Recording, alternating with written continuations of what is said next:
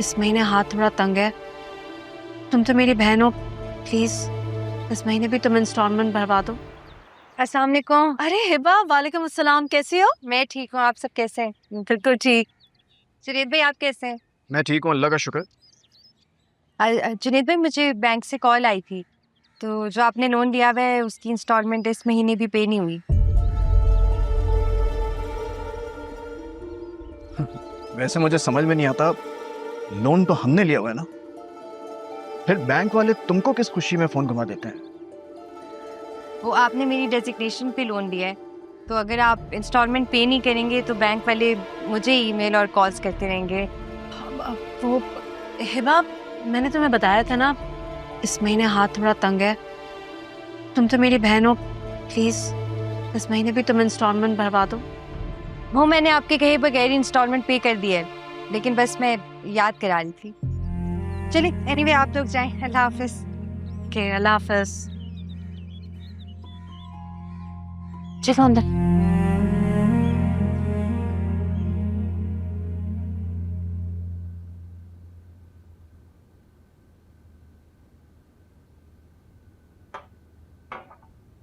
सब कुछ खैरियत से हो गया। अरमान की फैमिली मुझे बहुत अच्छी लगी है, सब आपका पूछे थे लेकिन। अफसोस तो मुझे भी बहुत हुआ बेटा। भाई की रूह को बहुत तकलीफ पहुंची होगी मेरे न जाने से।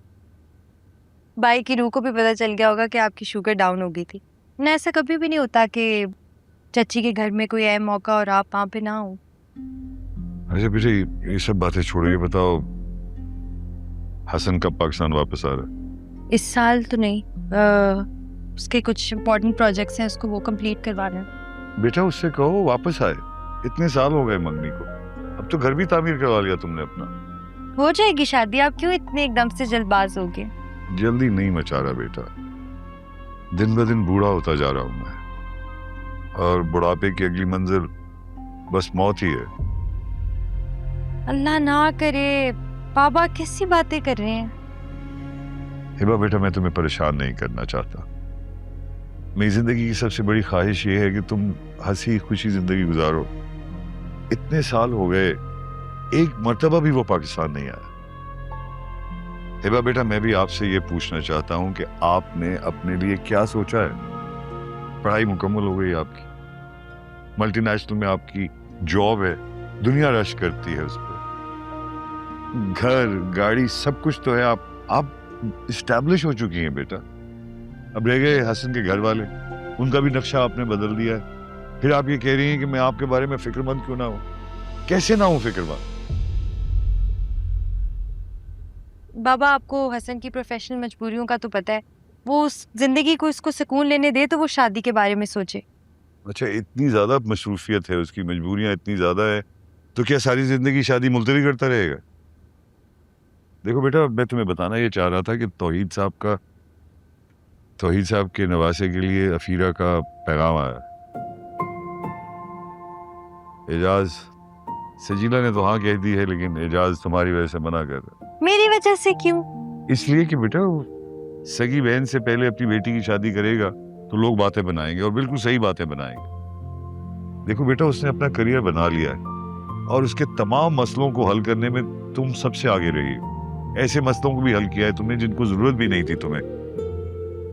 सवाल तुमसे ये है कि कब तक उसके नाम पे तुम बैठी रहोगी?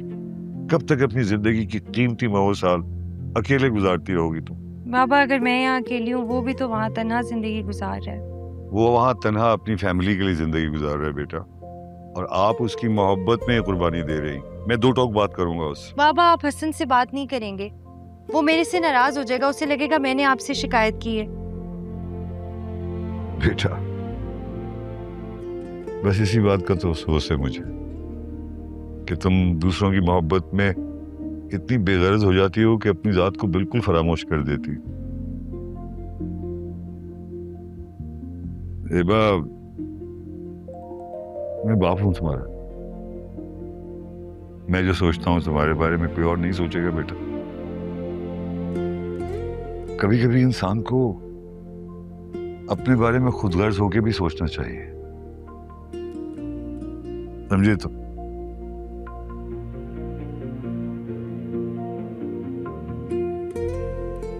हिबा बेटा,